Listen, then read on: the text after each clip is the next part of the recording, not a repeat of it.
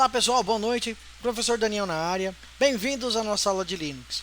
O objetivo dessa aula aqui, como vocês sabem, às segundas-feiras, nós temos uma aula no EAD que serve para complementar o nosso conteúdo, a nossa carga horária dos cursos, dos encontros presenciais que acontecem nas terças. Então é um momento também que eu aproveito para colocar um conteúdo que não deu tempo de falar na sala de aula, ou que sirva de curiosidade para mover vocês dentro desse mundo da informática, do uso de computadores, de sistemas operacionais, no passo de se tornar realmente autossuficiente no uso de computadores para as tarefas diárias e também para o modo, né, para trabalhar, né, desenvolver suas habilidades no ramo de trabalho que vocês vão ter. Então, mexer com o computador é importante e conhecer diferentes tecnologias também é importante, ok? Bom, então esse conteúdo de hoje vai ser focado em apresentar, né, com um pouco mais de detalhe, um pouco mais de cuidado, o que é o sistema Linux. Então, como a gente pode usar para justamente você que, por exemplo, vem de um ambiente Windows, nunca viu Linux na vida, mas de repente se depara com uma situação de você ter que trocar o seu sistema operacional para Linux por algumas questões. A primeira, em outubro, o software Windows, né, o sistema operacional Windows, vai perder o suporte na versão 10, só vai ficar o suporte para a versão 11. O que isso significa a longo prazo? Que você não, seu computador com Windows 10 não vai receber mais atualizações e correções de segurança, você não vai ter mais suporte da Microsoft para correção ou problemas de sistema. Então, digamos que o seu computador não vai ser mais atualizado. Então, a perda de suporte, né, vai forçar os usuários a migrarem para o Windows 11, caso eles tenham um hardware compatível com o Windows 11, que precisa de algumas coisas, por exemplo, como o chip de segurança, né, o que a gente chama de TPM, precisa ter algumas implementações de segurança, de performance, por exemplo, como a memória RAM, a quantidade de espaço em disco, entre outras. Então, muitos usuários na internet, nos fóruns, têm mostrado preocupação com o fato do Windows 10 não ter mais suporte e eles não terem equipamento para rodar o Windows 11. Então, por exemplo, se o seu computador não tem o chip de segurança TPM, né, para que serve o TPM? O TPM é um chip que implementa, entre outras coisas, uma camada de suporte, né, no seu computador. Por exemplo, acesso a recursos como biometria, né, reconhecimento por facial, reconhecimento de voz, reconhecimento de digital. Então tem alguns equipamentos, por exemplo, que permite você fazer o login apenas olhando para a câmera, ele capturando o seu rosto, ele já faz o login, autentica você no Windows, né, porque você cadastrou lá a sua biometria, né? Então a Microsoft já disse que esse recurso é importantíssimo para instalar o Windows 11. Então na falta disso, o que tem bombado, o que tem nos fóruns de discussão tem começado a surgir? A questão de usuários poderem trabalhar com um sistema operacional diferente. Então, alguns usuários estão migrando, estão pensando, estudando a possibilidade, ou alguns já estão testando a possibilidade de migrar para o Linux, para continuar usando seu computador sem limite, sem ter que comprar uma máquina nova apenas para rodar o Windows, né? Então, o que a gente vai ver em termos de sistema? Vamos ver algumas características importantes do Linux. A primeira é o fato do Linux ser gratuito. Ele é um software livre, de livre distribuição e de código fonte aberto. Então é possível você fazer contribuições com o sistema. Ele tem uma variedade de versões que permite desde o usuário mais avançado, do mais básico, até o usuário mais hacker, ele tem a possibilidade de escolher uma distribuição que se encaixa melhor no perfil de uso dessa pessoa. Então, desde a pessoa que só quer usar o computador para mandar e-mail, para fazer texto, para fazer um slidezinho, para fazer uma planilhazinha lá, só o seu trabalho, digamos assim, seu trabalho diário. Então, existem distribuições que complementam perfeitamente atendem esse perfil de público, né? Enquanto, por exemplo, nós temos distribuições, versões do Linux, como o Kali Linux, que é usado, por exemplo, para perícia forense. Tem ferramentas para verificação de disco, recuperação de documentos deletados, quebra de criptografia, quebra de senhas, né, que é usado para quê? Para periciar computadores, né? O pessoal da Receita Federal, por exemplo, usa muitos sistemas Kali Linux para fazer perícia em computadores, né, que são apreendidos para verificar, por exemplo, se a pessoa não deletou, escondeu ou criptografou algum tipo de documento, certo? Então, nós vamos ver aqui uma distribuição bastante simples chamada Zorin OS, que foi uma distribuição pensada nesse usuário mais comum que nunca mexeu com Linux na vida. Ele encarar uma distribuição nova, um sistema operacional completamente novo, e ele poder trabalhar com o computador sem grandes dificuldades, né? Fazer o que ele fazia no Windows, ele já poder fazer aqui no próprio Linux, tudo bem? Então vamos conhecer um pouquinho do Zorin OS. Vamos lá. Tá? Então a gente vai aqui, ó, conhecer a tela do Zorin. Tá? Ok?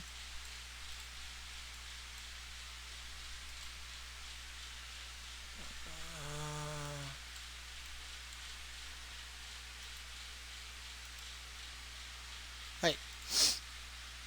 Bom, aqui eu tenho o Zorin rodando numa máquina virtual.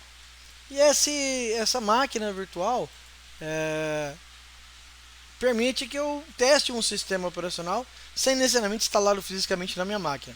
Este computador do qual estou falando, por exemplo, ele tem uma instalação Windows 11 de fábrica, né, que veio com esse computador, e ele também tem um lado onde eu instalei uma outra distribuição chamada Debian, né, que eu também posso usar como meu sistema desktop.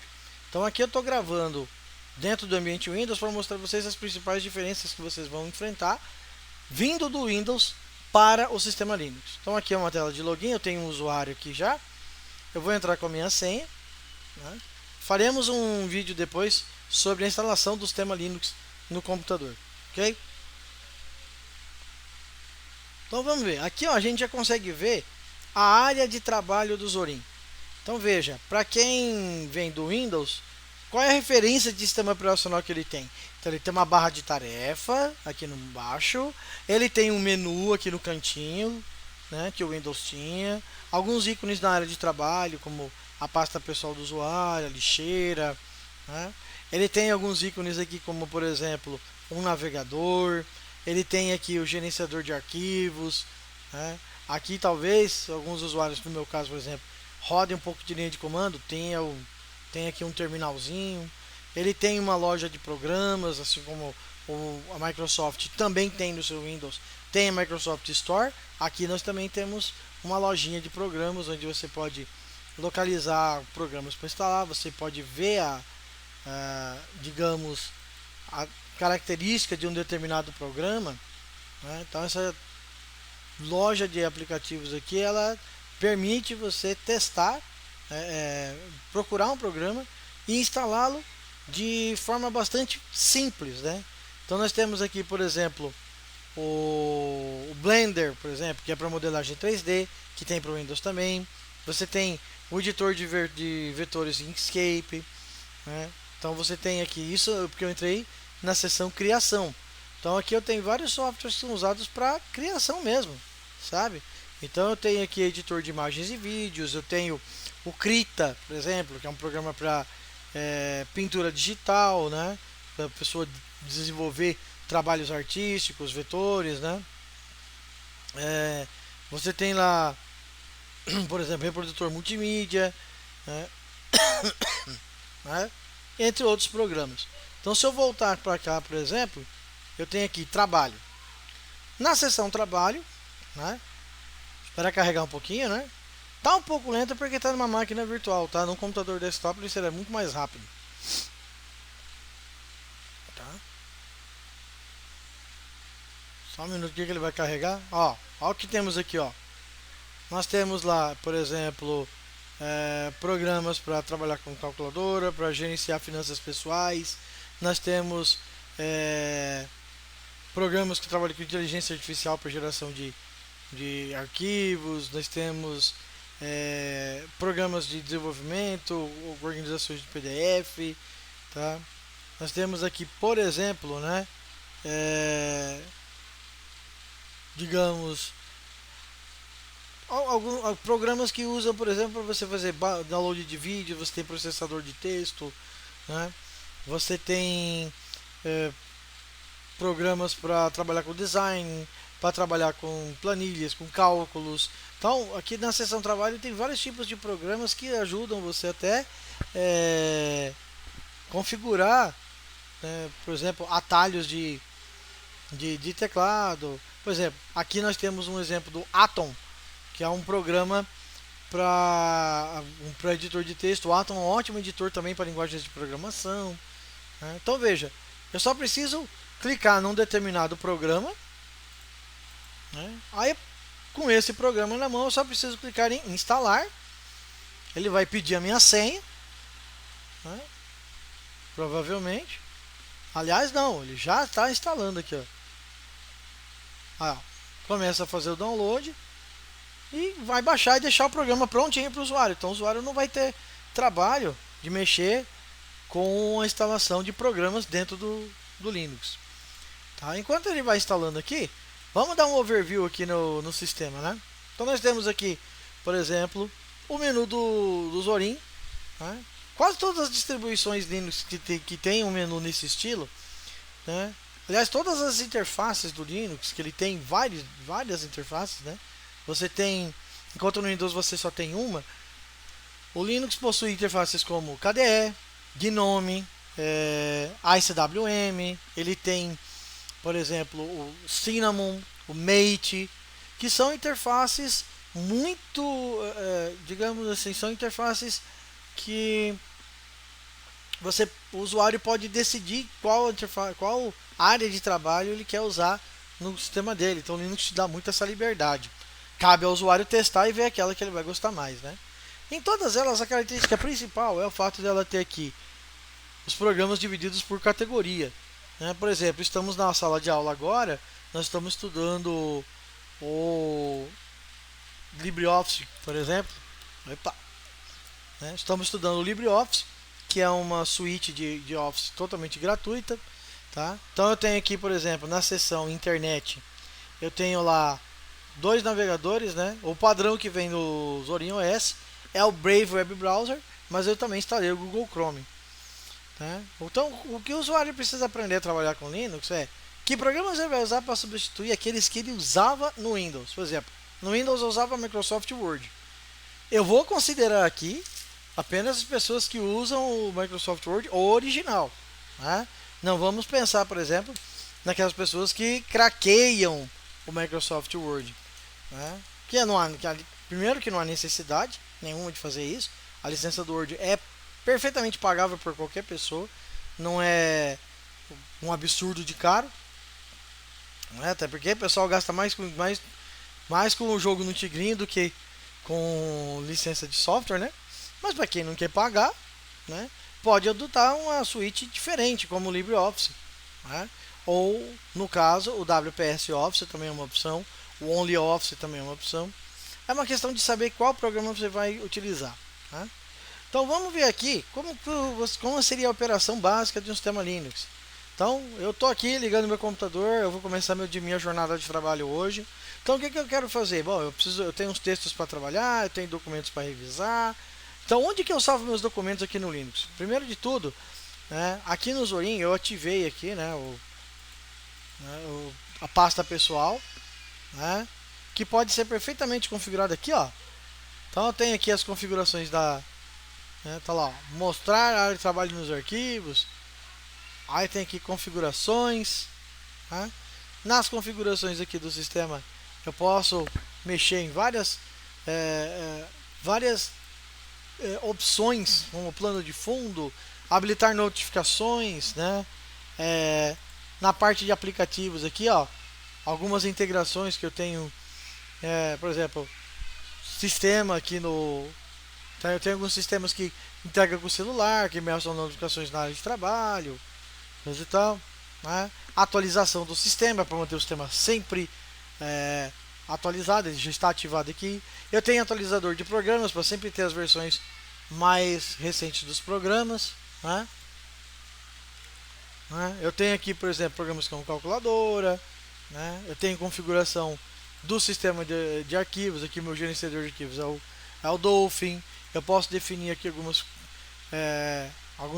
opções de editor de texto. Então veja aqui ó, no painel aplicativos, eu tenho acesso a todas as configurações de programa do sistema. Tá?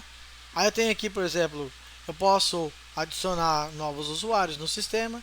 Né? Aqui, por exemplo, eu tenho esse usuário Daniel, né? Que é um usuário administrador. Né? Por exemplo, ó, para você escolher quais pastas vão aparecer no sistema, a gente faz assim, ó. Na barra de tarefas aqui, eu posso clicar com o botão direito do mouse. Aí tem aqui, Zorin Appearance. Aqui é onde eu controlo toda a aparência do sistema, por exemplo. Qual é o layout do Zorin, que por exemplo está configurado para usar o menu. Veja que você pode usar miniaturas de programa se você quiser. Tá? Aí vem aqui, por exemplo, em área de trabalho. Aí eu escolho aqui, ó, eu quero a pasta pessoal e a lixeira. Eu posso colocar aqui, por exemplo, volumes montados, né, e servidores de rede, caso eu tenha algum servidor de rede perto do meu computador. A parte de volumes montados, por exemplo, se eu colocar um pendrive no sistema, ele vai aparecer aqui na área de trabalho. Né? Então vou deixar aqui, ó, já está montado aqui, ó, esse aqui é um DVD, está montado, uma imagem que está montada dentro do sistema. Né? Também posso configurar alguns efeitos, como modo gelatina, né? Que aqui, ó, como é uma máquina virtual, ele não está dando muito apoio, porque não tem uma placa de vídeo aqui, tá? Dá até para habilitar o cubo da área de trabalho, para você poder gerar a área como se fosse um cubo, né? Isso aí nós vamos fazer uma gravação, eu vou fazer um vídeo depois, mostrando o Zorin com todo o seu poder de fogo, ok?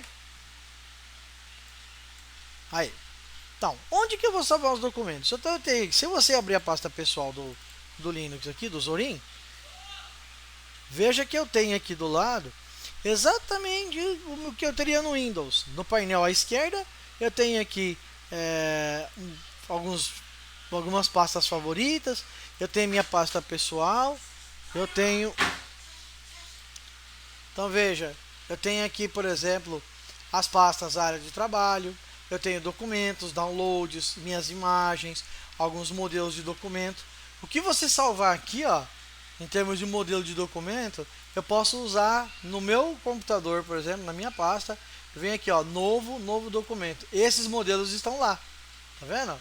Então eu tenho um modelo de planilha, um modelo de desenho, um modelo de slide, um modelo de documento de texto. Então dentro daquela pasta modelos, você pode criar seus modelos de documento e depois ele fica disponível, né, para trabalhar com, assim, você criar novos documentos dentro de sua pasta, por exemplo. Você vem aqui, por exemplo, cria um novo documento TXT aqui, ó. Aí vou colocar assim, modelo de arquivo info, por exemplo. Aí, ó, tá salvo lá. Quando eu vou criar um novo documento, olha lá, modelo de arquivo info. Então você imagina, você precisa criar um documento rapidinho, você já tem todo um templatezinho pronto, poder salvar aqui. Cara, que legal, né? Você criar modelos de documento e já está pronto aqui. Imagina você, por exemplo, você tem um relatório lá que sempre tem que ter o mesmo formato. Então você pode entrar na pasta modelos, criar aqui, por exemplo, um documento de texto e chamar esse documento de modelo de relatório. Né? Aqui, ó, relatório. Aí quando eu quiser criar um documento novo, eu venho aqui, ó, documento, modelo de relatório. Veja aqui, por exemplo, ó, eu tenho aqui os documentos que estávamos fazendo na área no laboratório de informática, né? Nós temos aqui modelo de capa de trabalho. Tá? Então abrindo aqui, ó, tá lá, ó, o nosso modelo de capa de trabalho lá, prontinho. Tem lá o nosso campus e o nome da nossa escola, o nome do nosso campus e aqui o nome do título, por exemplo, o título o nome do autor. Então eu posso colocar aqui, por exemplo, já deixar pré-programado o meu nome aqui, né? Posso deixar aqui, né, um título, né, de trabalho, né? Posso deixar aqui, ó, título de trabalho, né? e já deixar aqui, ó, prontinho a parte final da folha lá, né? Coloca aqui Diamantino, né? Diamantino MT 2025, por exemplo. Ou simplesmente colocar aqui ano. Olha lá, pessoal, notificação, o Atom está instalado, né? Aí vem aqui, vou pegar esse documento, vou salvar lá em modelos, né? Colocar assim, ó, modelo de capa. Aí, ó. Aí, por exemplo, quando eu quiser criar um documento novo, ó, vem aqui, novo, modelo de capa, vai colocar assim, trabalho de solos, por exemplo. Aí quando eu abrir, olha lá, já está pronto o conteúdo aqui, ó. Então isso é muito legal para nós, né? Então viram a utilidade da pasta modelos, como é boa? Então tudo que a gente baixa do computador vem na pasta downloads, né? Qualquer coisa que a gente faz o download da internet vem para a pasta downloads. Aqui eu posso salvar imagens. E aqui, como o próprio nome diz, colocar minhas músicas, meus vídeos, né? Eu tenho acesso aqui também à lixeira, para onde eu mando alguns documentos. E o legal de tudo é que o Zorin é um tipo de distribuição, por exemplo, que você pode conectar suas contas, né, de e-mail. Por exemplo, aqui, ó, eu tenho acesso ao Google Drive, né, que eu posso baixar tudo isso que vocês estão vendo aqui, ó, tá na internet. E aí eu posso acessar através daqui do Zorin, né, que permite que, se eu por acaso der um problema nesse sistema e eu precisar reinstalar o Zorin, né, eu posso reconfigurar minha conta e esses documentos estão lá, entendeu? Então isso elimina desculpa, elimina a necessidade de eu ter que estar fazendo backup do meu documento toda santa hora. Eu tenho lá a minha pastinha online, que depois eu posso baixar ela, né, acessar ela através aqui do Zorin. É só vir aqui, né? Aí eu tenho aqui em redes, né? Ó, tem uma pasta aqui, né? Eu posso depois conectar um determinado servidor aqui, ó. Tá? Então você usa Google Drive, OneDrive, né? Então você pode fazer backup. O Zorin também tem ferramentas para conexão diretamente com o celular, para você espelhar o celular no computador, mostrar notificações que chegam no celular aparecer aqui na sua tela do computador. É muito útil, né? Okay? Então veja, a parte de salvar documentos, como eu faria? Bom, eu venho aqui, né, abro um determinado documento, programa. Vou pegar aqui um editor de texto, por exemplo. Aí vem aqui, vou colocar aqui, salvar esse documento, por exemplo, em alguma pasta. Aí vem aqui, por exemplo, em arquivo salvar como. Aí nesse arquivo salvar como, onde que eu vou salvar? Bom, geralmente a gente salva documentos da pasta documentos. Aí vem aqui, dou o nome do documento e posso salvar. Ah, mas eu quero que salve no formato do Microsoft Word. Tudo bem. Ele vai perguntar, por exemplo, se eu quero manter, salvar esse documento. Posso salvar ele como ODT no LibreOffice Writer, ou posso salvá-lo como formato do Microsoft Word, né? 2010 até 2010 365, que é o DocX, que é o padrão do Microsoft Word, né? Então posso colocar um documento lá. Só precisa clicar em documentos, escolher o formato do arquivo, dar o nome do documento aqui e clicar em salvar e acabou. Ele diz aqui, né, que esse documento pode ter formatações que não podem ser salvas no formato Word 2010-365. Ele insiste. Salva no formato ODF, que é o padrão dele, ou salva no do Word? Bom, eu quero salvar no Microsoft Word mesmo. O problema é que, se abrir no Microsoft Word, pode dar uma desconfigurada, tá? Então viram? A parte de área de trabalho, para o usuário que está acostumado a trabalhar com Windows, com salvar documento, criação de pasta, por exemplo, você pode vir aqui, ó, botão direito, nova pasta.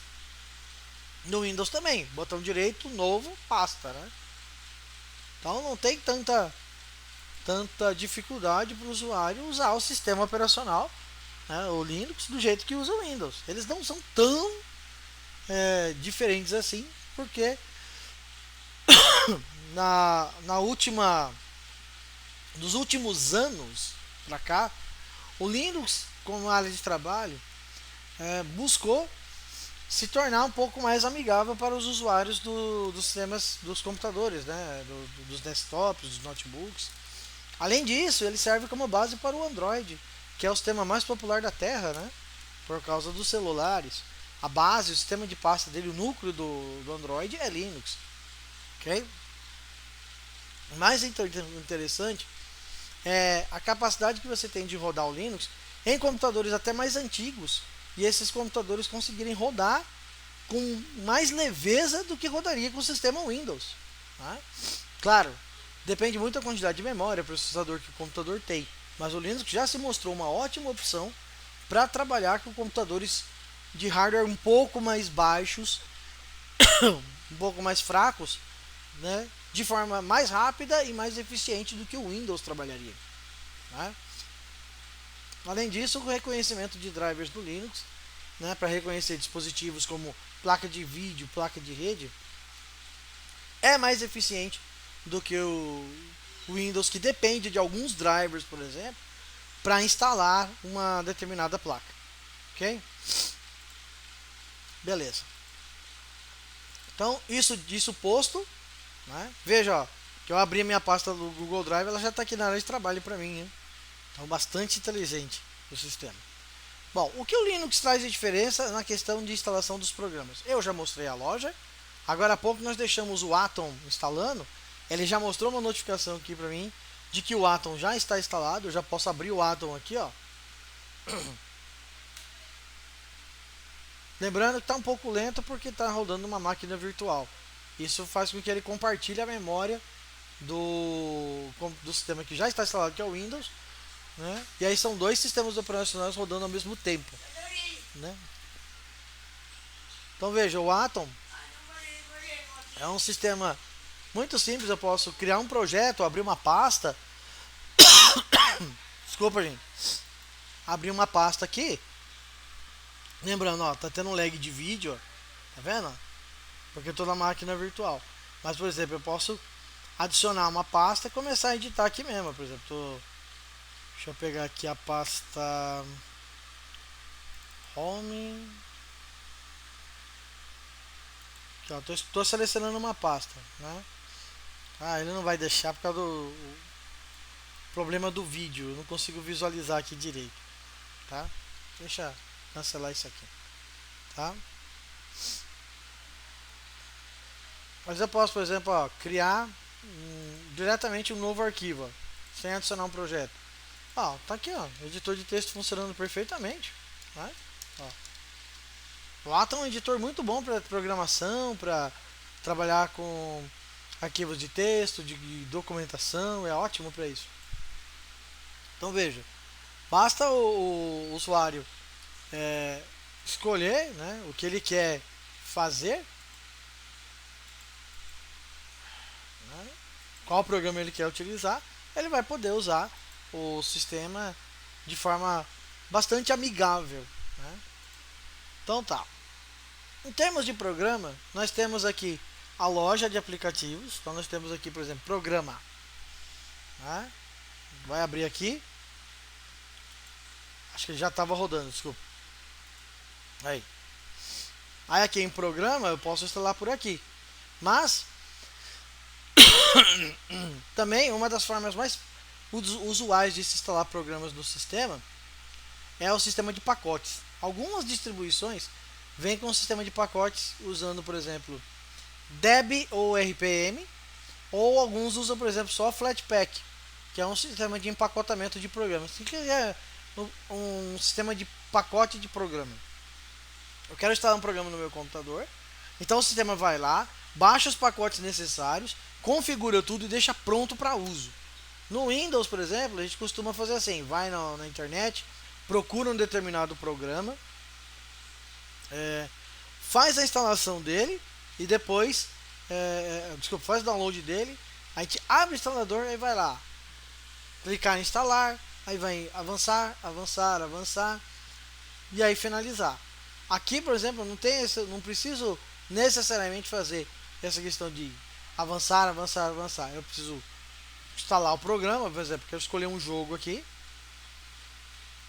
Só o tempo dele carregar a tela para mim. Como eu fiz com o Atom, né? Eu posso pegar e escolher um determinado programa aqui e só mandar instalar. Simples. Então, ele é bastante usual a instalação de programas no Linux. Uma coisa interessante, quando você quer instalar, por exemplo, vários programas ao mesmo tempo, ele permite que você faça esse tipo de coisa também. Né? Então aqui, por exemplo, ó, eu tenho aqui alguns programas para jogos, por exemplo. Então tem DOSBox para rodar programas em DOS. Eu tenho lá alguns programas como alguns jogos prontos para Linux. Mas uma interessante é que o Linux também tem o Steam. Para quem quer rodar aqueles jogos que rodam no Windows, né, através da loja Steam, ele permite você instalar o Steam aqui para você rodar aqueles jogos que você rodava no Windows. Né? Essa é uma grande queixa do pessoal que migra do Windows para o Linux. Ah, eu não consigo rodar jogo. Né? Beleza? Então aqui, ó, você só precisa escolher o programa que você quer. Por favor. Então, ó, vem aqui, vou escolher um determinado jogo. Aí ele vai mostrar detalhes do jogo para você. Você só precisa clicar em instalar. E simples, né? E já está pronto para rodar o programa, ok? Eu, por exemplo, uma das formas que eu mais gosto de trabalhar é com o sistema de pacotes que essa distribuição possui. O Zorin ele é derivado de uma outra distribuição Linux. Para quem não sabe, distribuições Linux são o que? É o núcleo do sistema fundido, né, com a sua coleção de programas, e isso gera um sistema operacional. Né? Então ele veio do sistema chamado Ubuntu, que por sua vez veio de um sistema chamado Debian. Né? E aí a distribuição Zorin, assim como o Ubuntu, tem a opção de instalar programas através de linha de comando. Então, por exemplo, ó, se eu tenho aqui, eu quero instalar um determinado programa, o que eu faço? Eu posso fazer aqui, abrir o terminal. Ó, esse aqui é um terminal modo texto, que lembra muito aquele command, aquele CMD do Windows, né? Vou tentar aqui editar as configurações dele, pra vocês verem aqui as fontes, né? Deixa eu ver aqui. Atalhos, perfis, global, geral. Aqui eu, por exemplo, vou colocar uma fonte um pouco maior, né, para vocês enxergarem um pouco mais. Então tem aqui texto, cores, fonte personalizada. Aí vem aqui, ó, tá usando fonte 12. Vou colocar uma fonte maior, uma tamanho 16, eu acho que vai dar para enxergar melhor lá. Pronto. Vocês conseguem enxergar um pouco mais agora o texto, né? Então, tudo que eu preciso para rodar um programa, eu quero instalar, por exemplo, eu gosto muito de trabalhar com web, então eu quero instalar um servidor web na minha máquina, que se chama Apache. Então, ó, eu quero instalar, junto com a Apache, eu quero instalar uma linguagem de programação chamada PHP. Então, só preciso fazer isso aqui, ó, por exemplo, sudo apt, né? Primeiro eu dou aqui um comando update, para ele atualizar a lista de pacotes. Né? Acho que eu errei a senha, peraí. Aí. Ó, ele está atualizando, pegando as últimas versões de pacote lá na internet. Porque quando eu quero baixar um programa através dessa linha de comando, ele vai se conectar a esses servidores onde os programas estão. Né? Então ele vai baixar, quando eu quiser baixar um programa, ele vai baixar de um desses sites aqui, ó. Tá? Então vem aqui, eu quero instalar, por exemplo, o PHP, sudo apt install, né, PHP. Opa, install com 2 L's. Ó.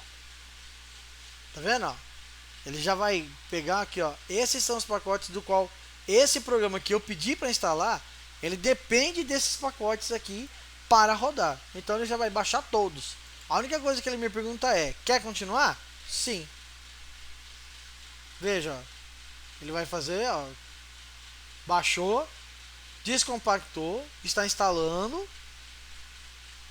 Ó, aqui, ó, no diretório etc, ele vai jogar aqui os arquivos de configuração, tá?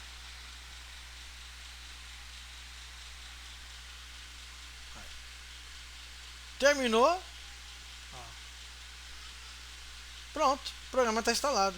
Aí eu posso, por exemplo, já pegar aqui, ó, ver qual versão que instalou, né? Ah, instalou a versão PHP 8.1. Então já antes não estava pronto, agora tá online, tá instalado e pronto para uso. Já posso pegar e já começo a brincar com o sistema. Ok? Então veja como é fácil instalar, né, programas do Linux, desde que você saiba o que você quer instalar, entendeu? Para os usuários mais leigos que ainda não conhecem, como é que eu vou saber instalar um programa só pelo nome dele? Para isso ele vem com a loja de programas aqui, ó. Tá? Aí essa loja de programas já dá muito suporte para o usuário para instalar programas sem ter que necessariamente sair lembrando qual é o comando que eu preciso rodar para instalar um determinado programa. Por exemplo, eu tenho aqui desenvolvimento, né? É um exemplo aqui, ó. Deixa eu só terminar de carregar. Aí, ó, já está mostrando, ó. Já tem atualização de programa. Pode instalar agora, vai precisar baixar 800 MB de pacote. Geralmente esse tipo de coisa você deixa atualizando, tá? Então eu vou deixar mais tarde. Então veja aqui, ó, programas para desenvolvimento. Então eu tenho desde editores como linguagem de programação. Ó, o Atom que foi instalado lá já está nessa categoria também. Então eu tenho editores lá de vários tipos de linguagem, ó. IDE para programação em C. Eu tenho tipos de programas para trabalhar com banco de dados, né? Aqui, ó, IDEs para trabalhar com Java, né? Então se eu tivesse vindo aqui, por exemplo, eu poderia achar facilmente, né, algumas linguagens de programação como a PHP, a Java, né? Então veja, olha a quantidade de programas que eu tenho à minha disposição para trabalhar com desenvolvimento, né? Desde linguagem de programação até editores dos mais variados tipos, né?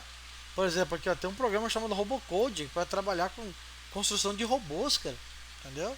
É muito interessante, né? Então veja, eu tenho aqui vários tipos. Eu gosto muito do Sublime Text, uso muito como editor de texto, né, para codificação, marcação, né? Eu tenho editores 3D, eu tenho editor de PDF, né? Eu tenho, por exemplo, programas como para edição de JavaScript. Olha, tem muita coisa, tá? Tem muita coisa. O interessante é você saber o que você quer trabalhar. Então, você quer se enveredar em determinadas áreas. Olha a infinidade de programas que tem à disposição. Tudo para download, tudo gratuito, né? Um ou outro programa aqui que vai precisar de algum tipo de licença, né? Mas no geral são softwares livres que você pode usar sem limite no seu computador. Então, ou seja, você pode instalar daquela forma que eu fiz no terminal, ou pode vir aqui e procurar o programa que você quer, né? Então veja, não é nada complicado a instalação de programas dentro do sistema Linux, né? Você tem, além dos programas, você pode instalar, por exemplo, codecs para rodar vídeo, né? Rodar alguns vídeos, alguns suportes para formatos de vídeos para rodar no Linux. Você tem drivers de hardware, você pode instalar drive de rede, drive de placa aceleradora, alguma coisa que seu sistema vai precisar. Você pode instalar novas fontes de texto no computador. Olha lá, né? As fontes que você pode instalar, algumas já estão instaladas, né, no computador, né? Então você pode instalar uma fonte aqui também, ó. Por exemplo, aqui ó, você pode previsualizar a fonte, ó. Isso aqui é fonte chamada Atari, né? Porque eles lembra aquele console antigo dos computadores. Então olha aqui, ó, as visualizações das fontes que você tem, ó. Tá?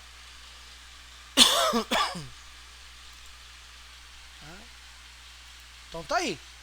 O mais importante é saber por que o Linux é considerado o sistema, por exemplo, mais seguro do que o Windows. Por causa da camada de segurança que ele tem. Vamos ver as pastas do Windows primeiro, para a gente ver como ficaria as pastas do Linux. Né?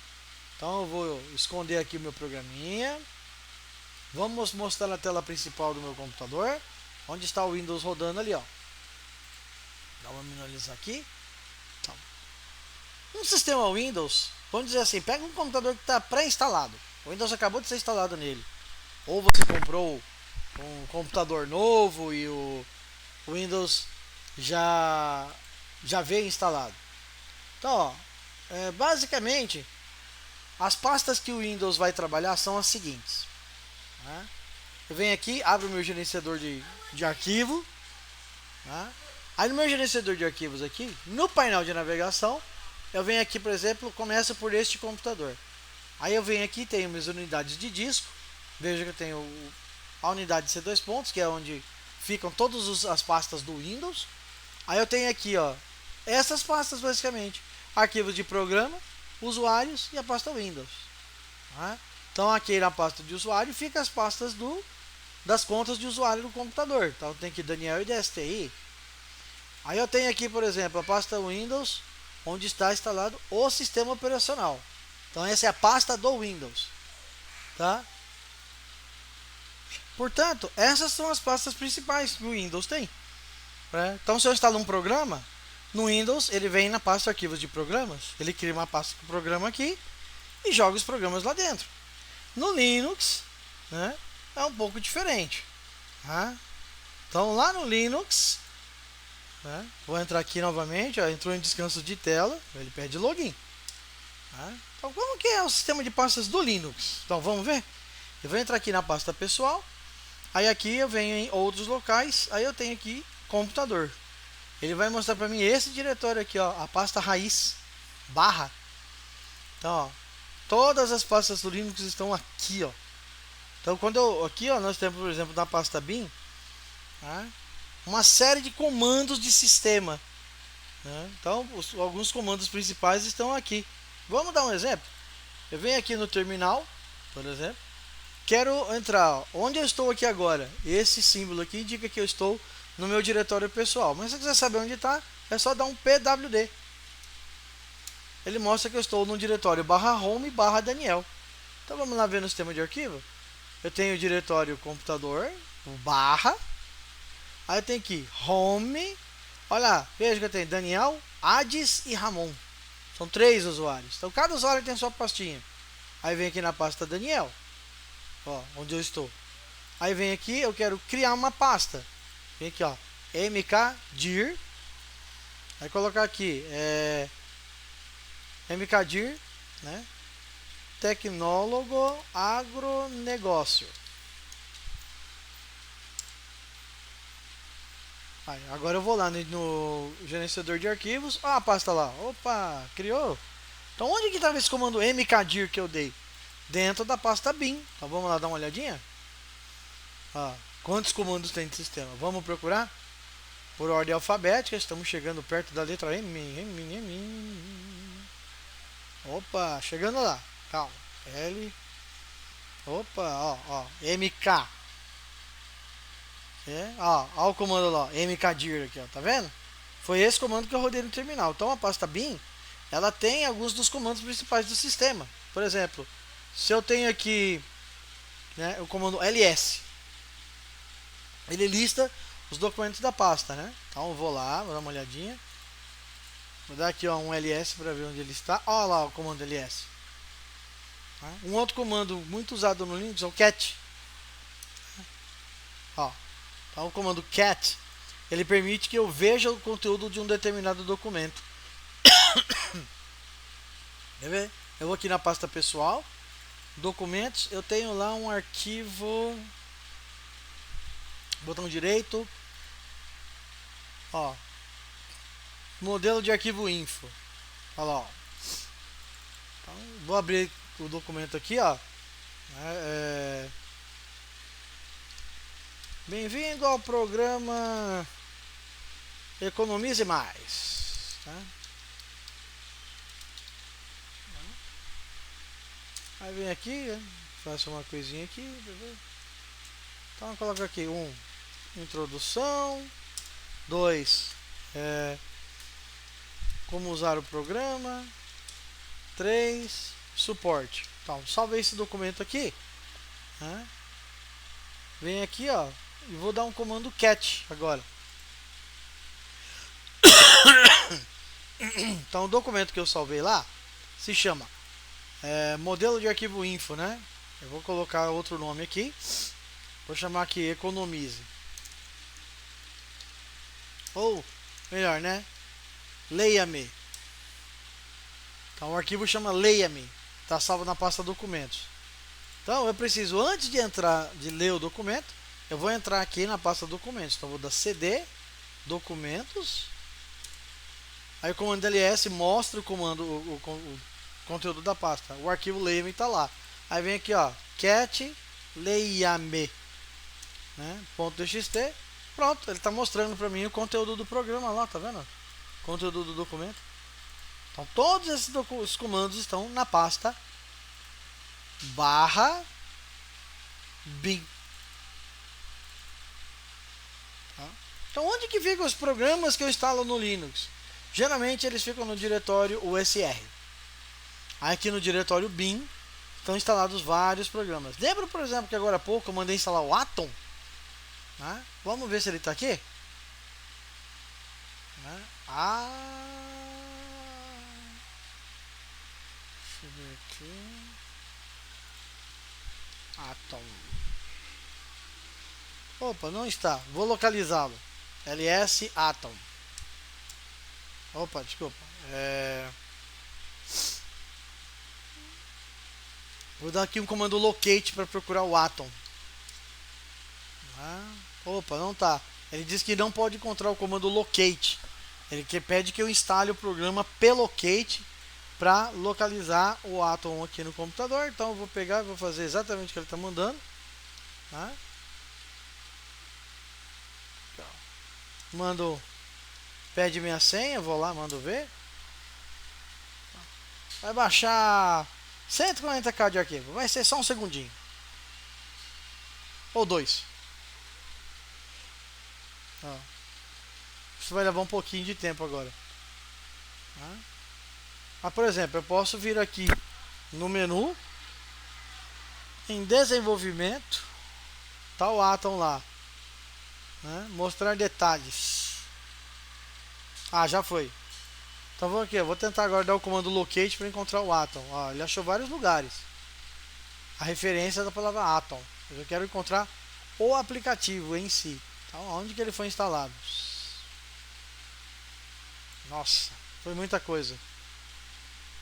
Vou dar um locate Atom, vou paginar os resultados da pesquisa usando o comando more. Aí. Agora eu posso ver os resultados com um pouco mais de vagarosidade, né? Vai ser vários resultados, né? Vamos lá, Deixa eu ver aqui onde que eu vou achá-lo. Home Daniel, Atom.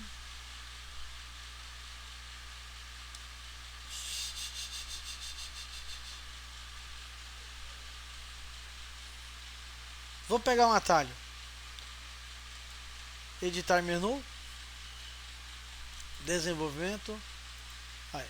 Propriedades. Olha lá, onde ele está, Comando usr bin flatpak run, né? Branch stable tá aqui, Então onde que quem está rodando esse comando? É um utilitário chamado usr bin /flatpak, né? Então vamos lá. Eu estou no diretório usr bin. Vou procurar esse cara chamado flatpak lá, Olha lá, tá vendo? Aí ele que roda lá o comando. Isso aqui é o modo comando run /br, né? barra branch igual stable, arquitetura. O comando é atom. Command atom. Tá? Então veja, essa pasta USR aqui é uma das maiores do Linux, né? Então se eu quiser encontrar um determinado programa aqui, ele vai estar por aqui mesmo, tá? Então os executáveis dos programas que a gente instala no computador, eles vêm para cá, tá? Então, outro diretório, além do bin, tá? Nós temos o diretório boot. É aqui no boot, por exemplo, que estão perdão, esses arquivos que vocês estão vendo com o nome de VM Linux é o kernel do Linux. Uma coisa do Linux é interessante que você pode, vou supor, eu estou usando o kernel 6.8. Saiu o kernel 7 do Linux, por exemplo. Eu posso baixar ele aqui, né? Posso atualizar o kernel para pegar essa versão mais nova sem interferir no meu sistema operacional. Ele só vai mudar o núcleo do sistema. Isso é muito legal porque você pode atualizar o kernel do sistema e manter os programas que você usa sem ter que reinstalar o sistema operacional inteiro. Por exemplo, para você atualizar o Windows, por exemplo, você não consegue atualizar só o kernel dele. Para você atualizar, por exemplo, do Windows 10 para o Windows 11, você precisa pegar o instalador do Windows 11 e instalar por cima do Windows 10. Entendeu? Mas aí você modifica o sistema inteiro. Aqui, por exemplo, eu só preciso atualizar o kernel. Então, quando sai um kernel novo, o próprio sistema me avisa que saiu uma nova versão do kernel e aí eu posso instalar. É aí que entra o atualizador de programa, tá? Então, aqui fica o sistema operacional, o kernel dele, que é o cara que vai ser carregado para a memória RAM quando o computador inicializa. Ou seja, é aqui que ficam os arquivos de boot do sistema. Aquele boot que eu já expliquei para vocês lá, que é feito pelo BIOS. Tá? Outro diretório que ganha importância são os diretórios media e MNT, que são usados para montagem de pendrives, mídia. Né? Por exemplo, eu vou tentar montar o pendrive aqui agora. Né? Só um momento. Aí. Vamos ver se vai montar o pendrive aqui. Vou colocar ele na USB.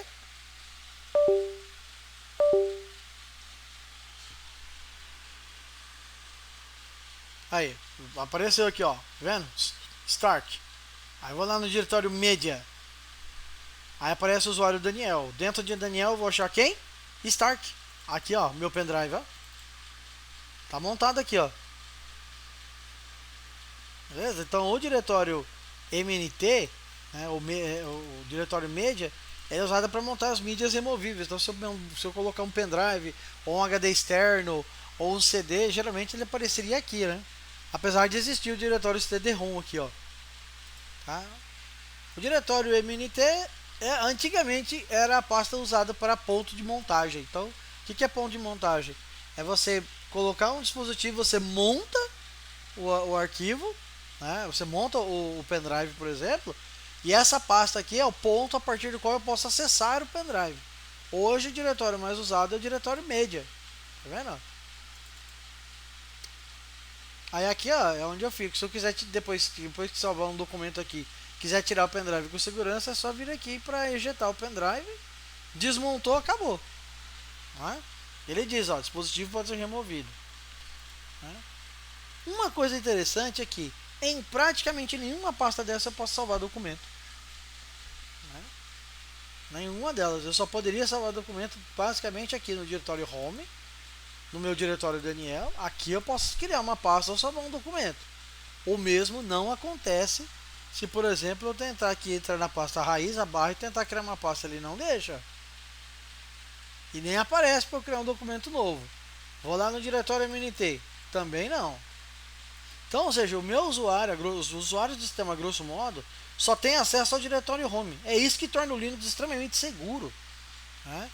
Porque os usuários não têm muita permissão de escrever fora das suas próprias pastas. Então, mesmo que alguém tomasse o controle da sua máquina usando o seu usuário, né, ele não poderia fazer muita coisa, a não ser que ele tomasse conta da senha de root. Então, quem é o root dentro do sistema? É esse cara aqui, o super usuário. Então, esse usuário root é o cara que tem poderes administrativos dentro do sistema. Outra coisa é se o seu usuário, por exemplo, tem acesso a um comando chamado sudo. Ele permite que um usuário rode comandos como se fosse root. Vocês viram agora há pouco, por exemplo, eu fazer um comando para instalar um programa, né? Aqui, ó, sudo apt install plocate. Então, ó, se o usuário está no grupo sudo, ele tem poderes administrativos. Então, quer dizer, o sistema, o Linux, é importante saber proteger sua senha, evitar que ela caia na mão de alguém. Mas o mais interessante é que não é tão fácil quebrar as senhas do Linux como é no Windows, por exemplo. Então, o Windows é um sistema extremamente mais frágil em termos de permissão do que o Linux é, porque para quebrar a senha tem que ter poderes de root. E mesmo que você seja o sudo, né, não é tão fácil assim pegar um sistema Linux. Né? Não vamos dizer que um hacker não conseguiria invadir um Linux e fazer um estrago. Mas ele tem um sistema de segurança tão robusto que a invasão que você sofreria seria no máximo para quebrar fazer algumas modificações no seu próprio diretório. O sistema em si é bastante seguro porque tem uma camada de segurança muito, muito robusta, muito forte em cima dos sistemas de arquivo do Linux. Tá? Então a questão da segurança do Linux ele é mais seguro por conta do sistema de permissões de pasta dele é muito bem planejado, projetado para evitar que usuários com menos privilégios possam acessar pastas que não poderiam ser acessadas. Por exemplo, aqui ó, o diretório root está com esse X vermelho porque eu não posso acessá-lo. Tá? Aí ele pede uma senha para mim. O meu usuário Daniel está no grupo sudo, então eu posso fazer acesso ao root por causa da minha senha. Mas se o usuário não sabe a sua senha, ele vai fazer um enorme trabalho para quebrar seu sistema para, no fim das contas, não fazer praticamente nada no sistema. Né? Além disso, o Linux, por ser um software livre, ele recebe muitas contribuições de vários usuários. Então, essa camada de segurança vem sendo estudada há anos. Lembrando que o Linux foi um sistema criado em 1991. 1991. Ou seja, ele tem para mais de 30 anos de mercado aí, né, sendo extremamente testado a esmo e desenvolvido por comunidades de programadores, hackers, entusiastas do sistema Linux e até mesmo empresas que investiram no sistema. Então você conta realmente com um sistema muito robusto e muito seguro, tá? Praticamente vulnerável. Tá? Eu não vou falar que ele não seja, mas um sistema Linux bem configurado, ele é praticamente invulnerável à invasão e à contaminação por vírus também. Ok? Então essas são as pastas principais do sistema. O diretório etc, por exemplo, ele guarda alguns arquivos de instalação de configuração. Por exemplo, agora há pouco eu instalei com vocês um programa chamado PHP. Então eu vou procurar aqui, tem uma pasta chamada PHP nele, né? Deixa eu ver onde tá lá. Aqui ó, eu posso pegar e editar algumas configurações do PHP, tá? Num arquivo chamado php.ini. Né? Então aqui ficam os arquivos para eu configurar o serviço PHP, como ele vai funcionar, né? Esse tipo de coisa. Tá? O programa em si não está nessa pasta aqui, só o arquivo de configuração dele. Tá? Então o diretório /etc ele guarda arquivos de configuração do sistema e de alguns serviços e aplicativos que o sistema tem instalado. Ok? Fechou? Então essa aqui é uma apresentação sobre o Zorin OS, uma das distribuições Linux mais comentadas aí para usuários que querem migrar do sistema Windows para o sistema Linux. Eu mostrei aqui para vocês que é um sistema bastante usual. Nós vamos nos aprofundar um pouco mais dele da próxima vez, mas é um sistema extremamente usual para quem quer vir do mercado do sistema Windows e pegar um software que vai atender todas as necessidades, sem a necessidade de serial, de atualizar, necessariamente de trocar o seu hardware, né? Não precisa pagar licença porque ele é gratuito, ele é livre. Então é um sistema recomendadíssimo para quem quer migrar de sistema operacional, sair do Windows vir para o Linux por conta da questão da licença, tá? Ok, pessoal?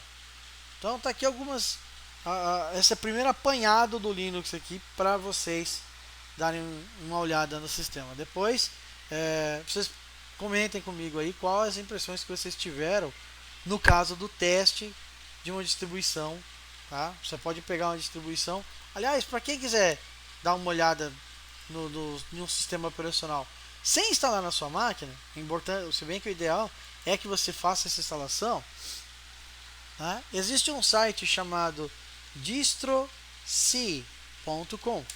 No distroc.com você pode testar uma determinada distribuição Linux sem instalar no computador, tá? Então vem aqui, ó.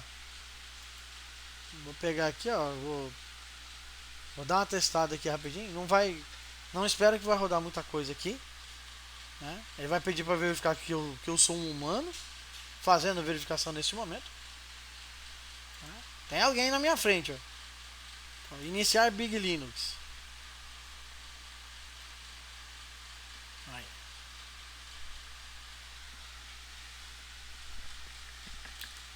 Vamos ver. Esperar ele carregar, né? Lembrar que aqui está um pouco lento porque eu estou rodando o Windows como máquina principal, né? Aí ele é o hospedeiro de uma máquina Linux, né? Que eu estou usando aqui, o Zorin. Isso consome bastante memória, tá? Então aí, ó. Aqui vocês estão vendo até recarregar a tela, carregando o Big Linux. Tudo direto dentro do navegador, né? Aí quer saber qual o idioma que eu vou usar, qual o teclado que eu vou usar. Ó, eu posso usar qual a interface de trabalho. Eu vou usar essa nova aqui, ó, New. Ó, a aparência do sistema, ele já deixa eu escolher, ó. Vou pegar essa daqui, que eu achei bonitinha.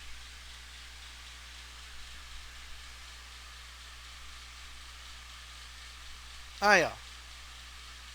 Vou colocar em tela cheia aqui, vamos ver se vai dar. Olha que legal, olha o Big Linux aí, ó. Menuzinho dele. Olha lá. Lembra muito do Windows com a caixinha de pesquisa, né? Aí aqui eu tenho aqui, ó, alguns programas de escritório. Ó, o LibreOffice lá, ó. Tá? Ó, gráficos, internet, né? Alguns joguinhos, multimídia, né? Olha o sistema de arquivo dele, por exemplo, ó. Gerenciador de arquivo. Olha lá, não tão diferente do Zorin, né? As pastas aqui do ladinho, as pastas que eu já mostrei lá no Zorin. Então você pode testar uma distribuição aqui, depois, quando você se sentir confortável, fazer o download da do instalador e pôr ela no seu computador, né? Então eu vou fazer um vídeo depois mostrando como fazer, né, o processo de boot, né, numa distribuição Linux a partir de um pendrive, tá? Então eu vou pegar aqui, eu vou sair do sistema.